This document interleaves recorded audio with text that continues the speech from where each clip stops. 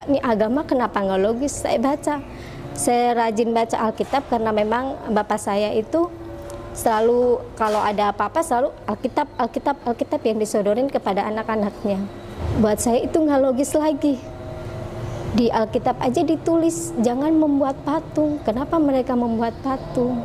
Kenapa orang Kristen nggak logis? Membuat saya itu nggak logis. Kenapa yang ada di Alkitab ini nggak bisa masuk ke dalam pikiran saya?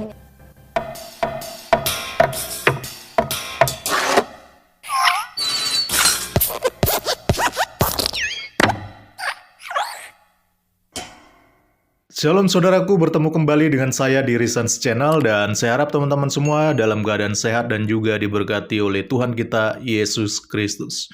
Baik, jadi di video kali ini saya ingin kembali mereaction video ya. Setelah beberapa hari belakangan ini saya lebih banyak bahas tentang politik gitu ya. Politik yang tentu juga ada unsur agamanya di dalam. Tapi kali ini saya tertarik untuk mereaction sebuah video yang diunggah atau diupload ya oleh salah satu akun YouTube milik Islam ya, channel Islam ini ya, yang sudah biasa lah sering sekali menampilkan konten-konten, kesaksian-kesaksian, kisah-kisah seorang mu'alaf yang isinya itu ya sangat-sangat jauh dari nilai-nilai yang kredibel gitu, yang nggak bisa dipertanggungjawabkan. Kenapa? Karena narasinya itu aneh-aneh gitu loh. Narasinya itu banyak yang tidak sesuai dengan data dan fakta yang ada. Apalagi kalau sudah bawa embel-embel seorang mu'alaf, dulunya mantan pendeta, dulunya adalah seorang yang hebat di dalam kekristenan. Padahal sebenarnya itu semua hanya omong kosong ya. Oke, jadi video yang akan kita reaction ini dari channel Islam Ngaji Cerdas ya. Namanya Ngaji Cerdas, tapi aduh ini cerdas bagaimana begini nih ya. Saya nggak tahu di mana letak cerdasnya. Dituliskan dengan judul, ya ini judul kontennya ya. Haru dikurung dan dijeljali Alkitab, justru yakin Yesus bukan Tuhan. Mu'alaf keluarga aktivis gereja. Ya, jadi ini judulnya teman-teman. Ini penulisan judulnya ciri khas banget ya. Ciri khas banget channel-channel muslim gitu loh. Ya, yaitu dimana menambah embel-embel supaya orang yang membagikan ceritanya ini kelihatan seperti orang yang aktif di gereja, pelayan gereja gitu ya. Jadi ada nilai jualnya gitu ya. Mualaf keluarga aktivis gereja katanya. Gak tahu ini betul atau hanya ngadi-ngadi ya. Tapi nanti kita akan lihat ya bagaimana ketika mualaf ini menyampaikan narasi ada banyak kejanggalan yang perlu kita luruskan. Oke, langsung aja kita simak dulu ya videonya sebelum kita akan tanggapi. Assalamualaikum sahabat Ngaji Cerdas. Saya Luciana Dewi. Saya seorang ibu rumah tangga dan saya dulu beragama Kristen Protestan di salah satu gereja GPIB Peniel di Surabaya. Namanya Luciana Dewi, dulu agama Kristen Protestan katanya. Ibu rumah tangga, jemaat GPIB Peniel Surabaya. Tolong bagi teman-teman yang menonton video saya ini, jikalau ada yang berasal dari jemaat GPIB Peniel Surabaya, tolong dikonfirmasi jika ada yang kenal dengan ibu ini ya. Supaya nanti dikonfirmasi kebenarannya, benarkah dia ini adalah seorang jemaat di GPIB Peniel dan seorang aktivis. Nanti boleh konfirmasi atau berikan di kolom komentar bagi yang mengenal ibu ini. Kita lanjut. Sekarang saya menjadi mualaf.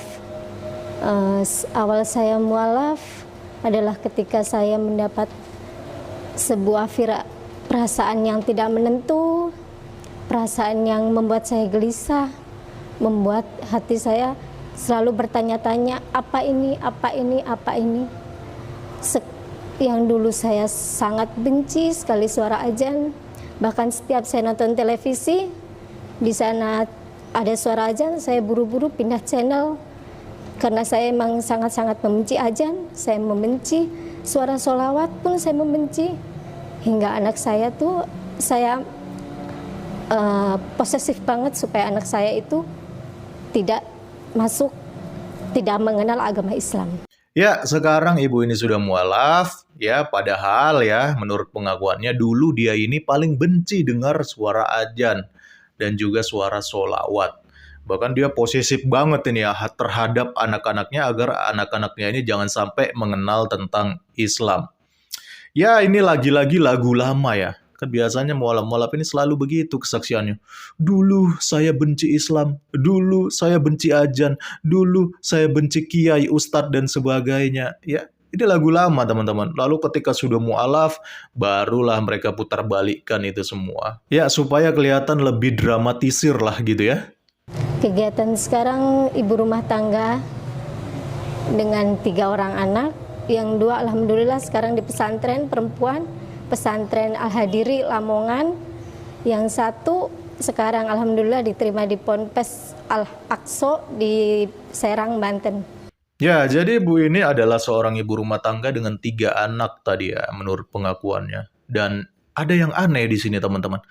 Kok ibu ini tidak mengungkit atau tidak menyinggung tentang suaminya gitu loh. Dia hanya bilang ibu rumah tangga dengan 3 anak, tapi suaminya sama sekali tidak disebut di sini. Pertanyaannya, di manakah suaminya? Nah, ini nih.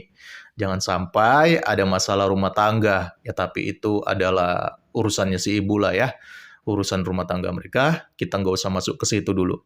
Bahkan dia bilang anaknya ini sudah pada masuk pesantren. Jadi sudah dipesantrenkan setelah dia mu'alaf. Ya, nggak apa-apa sih itu hak ibu ya. Tapi saran saya hati-hati ya Bu ya kalau mau pilih pesantren.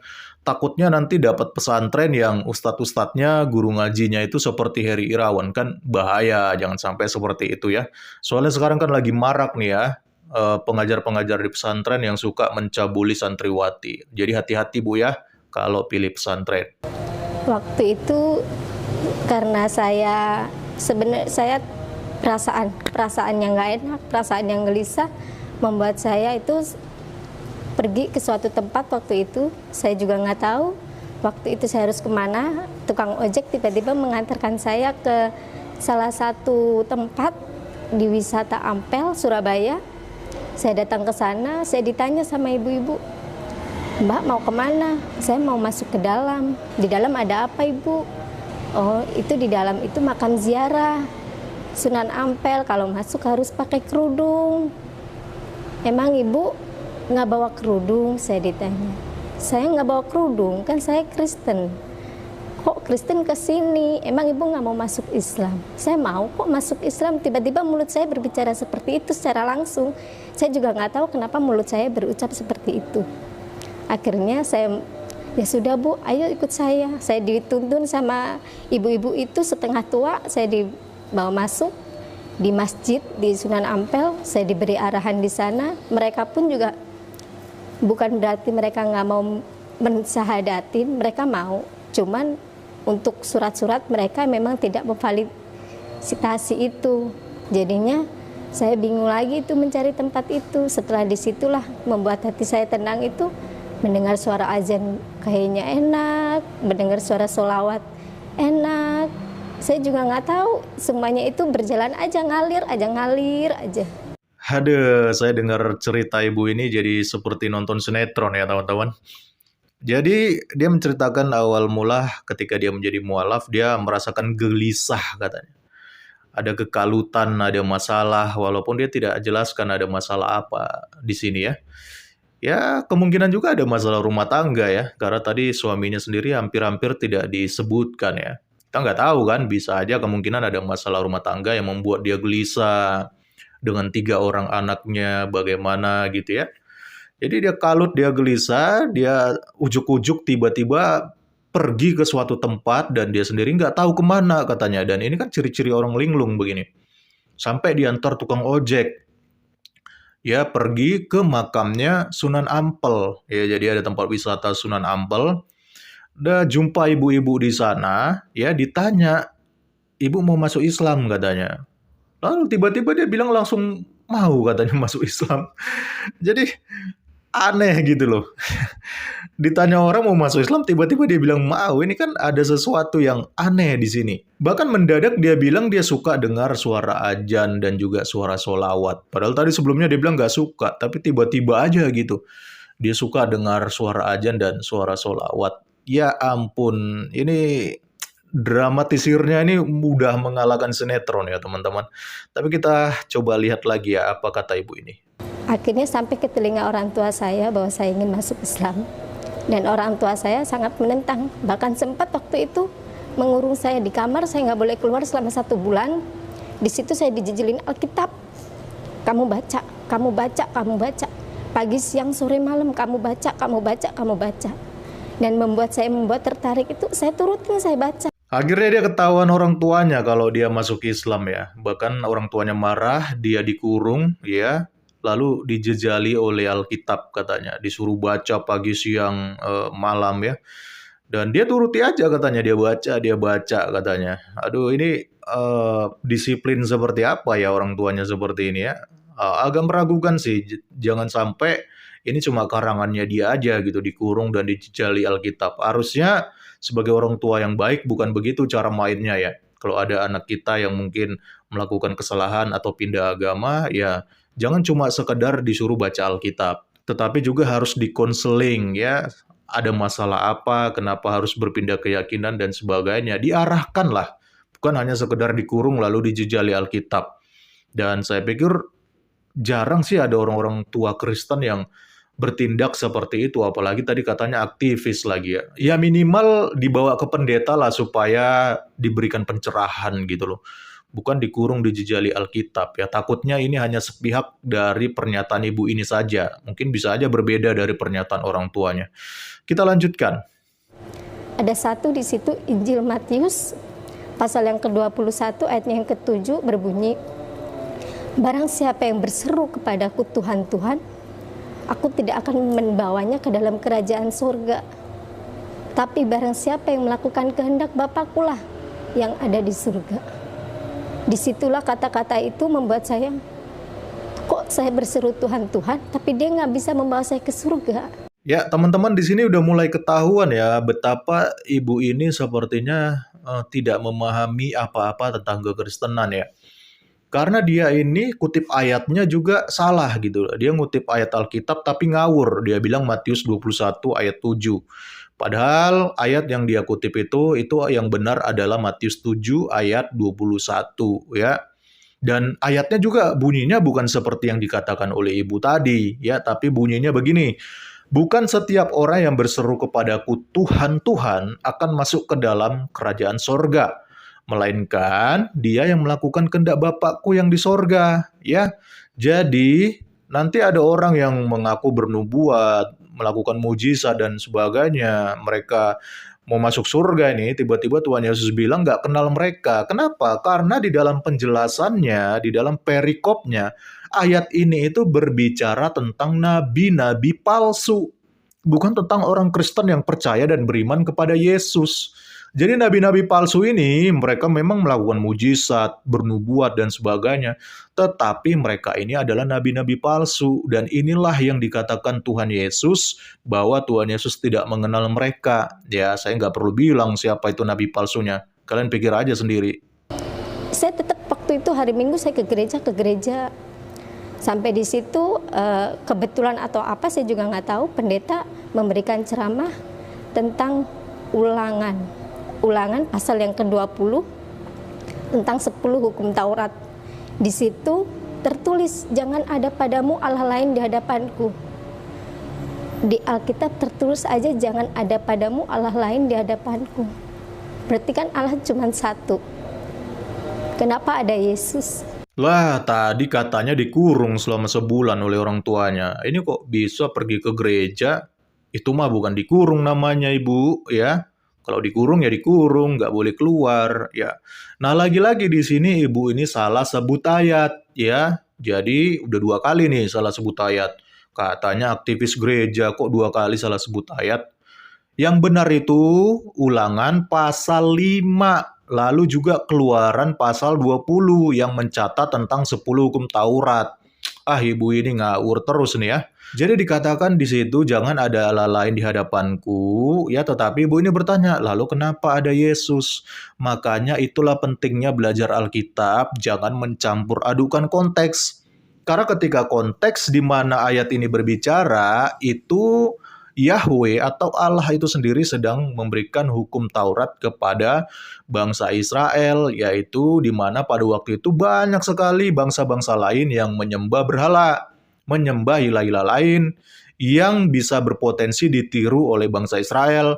Makanya Yahweh, Tuhan Allah itu sendiri berpesan memberikan hukum Taurat, jangan ada padamu Allah lain di hadapanku. Ya, jangan bikin berhala, jangan bikin sesembahan yang lain dan sebagainya. Nah, kalimat ini sama sekali tidak ada hubungannya dengan Tuhan Yesus. Karena kita di dalam iman kekristenan mengakui bahwa Allah Yahweh itu ya senatur atau sehakikat dengan Yesus Kristus. Jadi ada satu hakikat.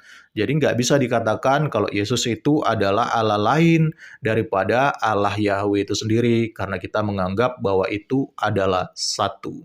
Esa, ya. Jadi begitu Ibu ya.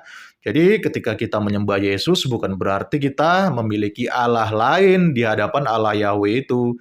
Karena mereka hakikatnya adalah satu. Seperti itu Ibu. Masa aktivis gereja tidak paham dasar-dasar iman kekristenan seperti ini?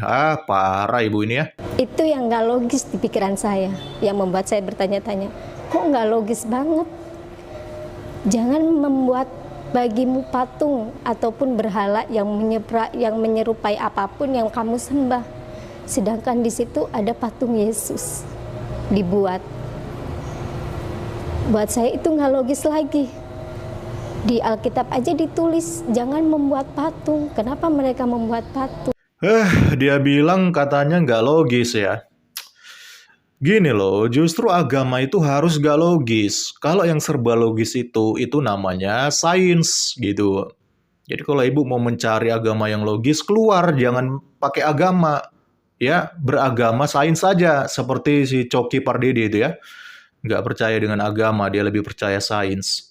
Ya, jadi kalau kita berbicara tentang logis, banyak hal-hal di dalam agama itu yang memang tidak logis dan tidak bisa dijelaskan secara sains. Ada nabi bisa membelah lautan, ya kan? Nggak bisa dijelaskan secara sains. Lalu Allah berfirman dan meniupkan rohnya kepada tanah liat, tiba-tiba jadi manusia. Itu kan nggak bisa dijelaskan secara sains. Kan nggak logis itu. Jadi Ibu minimal ngaca lah, pelajari itu agama baru Ibu ya. Karena di dalam Islam sendiri banyak hal-hal yang nggak logis. Ada nabi katanya bisa membelah bulan, padahal secara sains belum bisa dibuktikan. Lalu juga ada singa bersin, acim, tiba-tiba keluar kucing. Nah, itu bagaimana menjelaskan secara logis? Jadi minimal ngaca dulu Bu ya, sebelum mengatakan bahwa agama Kristen itu nggak logis. Ya. Di dalam Keluaran pasal 20 ayat 4, jangan membuat bagimu patung yang menyerupai apapun yang ada di langit di atas, atau yang ada di bumi di bawah, atau yang ada di dalam air di bawah bumi. Untuk apa? Untuk disembah. Nah, sekali lagi, inilah pentingnya kita belajar konteks ya, Ibu ya. Jadi di sini Tuhan Allah itu berfirman, memberikan hukum Taurat supaya jangan membuat bagimu patung yang menyerupai apapun yang ada di langit di atas, atau yang ada di bumi di bawah, atau yang ada di dalam air di bawah bumi untuk disembah gitu loh. Karena pada waktu itu memang banyak bangsa-bangsa kafir, bangsa-bangsa yang tidak mengenal Allah Yahweh, mereka buat patung, ya patung binatang, lalu juga mereka menyembah batu, menyembah patung-patung kayu dan sebagainya, ya. Jangan disembah yang seperti itu karena mereka itu hanya benda-benda mati. Nah, lalu kenapa orang Kristen ada patung-patung Yesus katanya? Ya nggak apa-apa, itu semua kan hanya bagian dari seni untuk mendeskripsikan gambaran tentang Yesus. Tapi apakah iman Kristen menyembah Yesus? Apakah ada orang Kristen yang dia kelilingin Tuhan Yesus, keliling-keliling, rame-rame, lalu mereka sujud nyembah-nyembah, atau bahkan dicium-cium gitu ya? Ada nggak seperti itu? Ya, jangan sampai justru malah menyinggung agama Ibu sendiri. Keliling-keliling batu gitu, baru disembah, rebutan, dicium-cium sampai desak-desakan. Nah, bahaya itu. Makanya minimal ngaca dulu sebelum ngomentarin agama atau kepercayaan orang lain. Takutnya malah blunder, kena agamanya Ibu yang baru sekarang. Kan bahaya begitu. Itu yang membuat saya, ini agama kenapa nggak logis? Saya rajin baca Alkitab karena memang bapak saya itu selalu kalau ada apa-apa selalu Alkitab yang disodorin kepada anak-anaknya.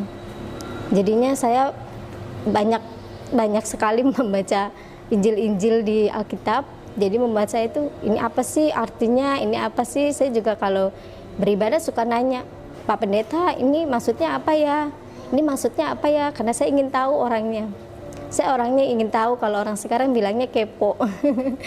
Ya ampun, rajin baca Alkitab katanya guys. Ya, tapi dari tadi sebut ayat itu kok salah semua. Katanya rajin baca Alkitab. Aduh, aduh, agak lain memang ibu rumah tangga satu ini ya.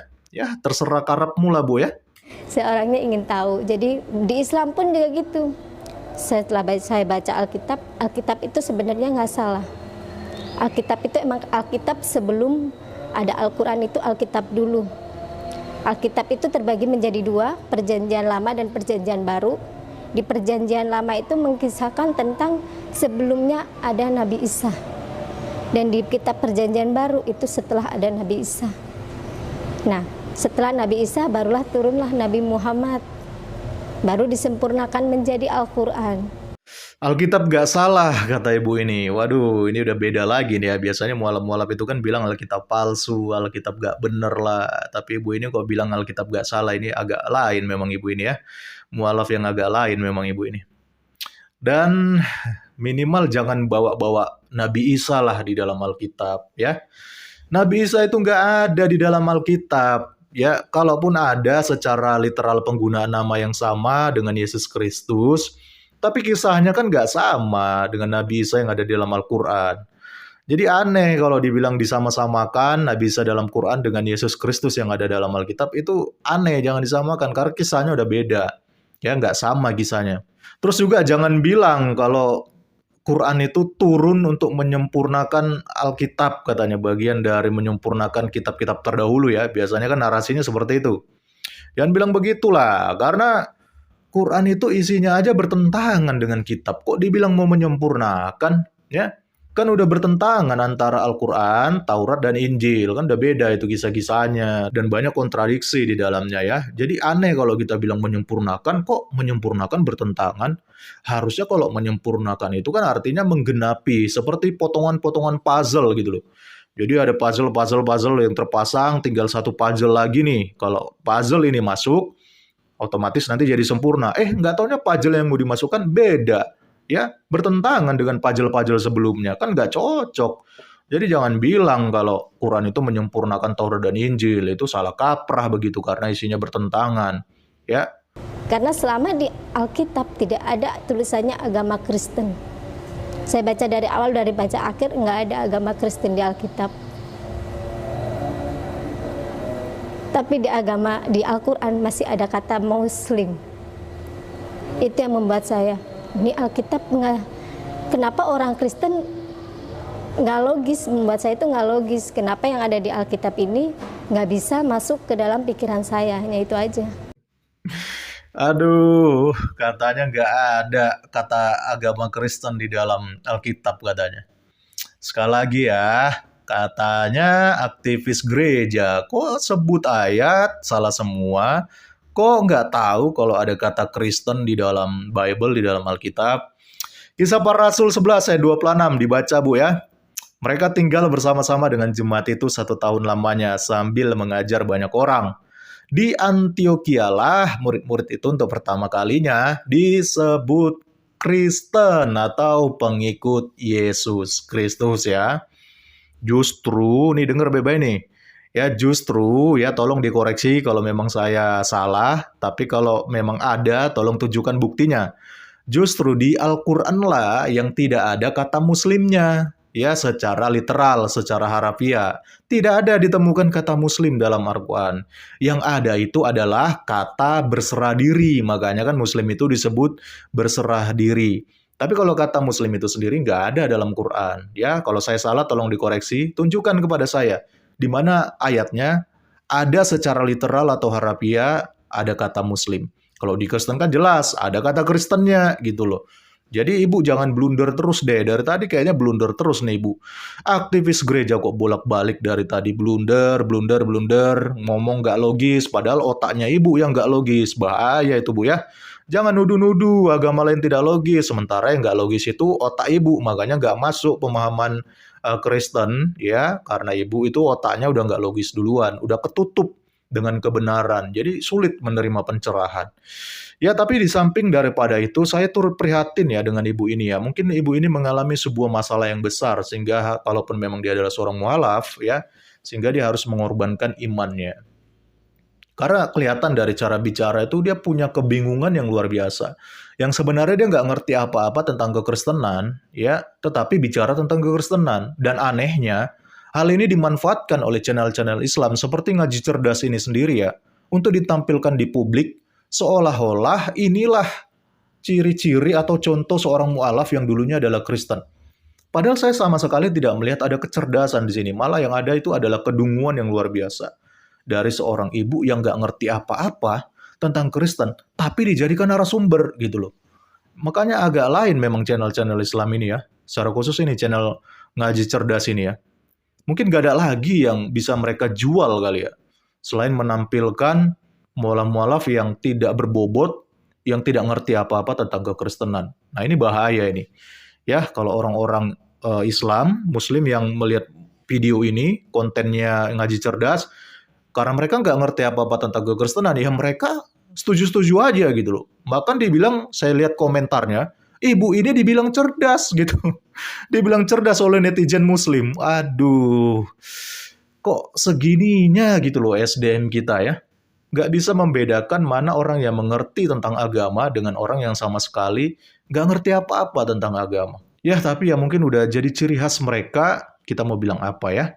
Intinya teman-teman, saya cuma berikan pesan ya kepada kita semua. Sesulit apapun kita ketika kita beriman kepada Tuhan Yesus, masalah apapun yang kita hadapi, jangan buru-buru membuat keputusan untuk meninggalkan Tuhan.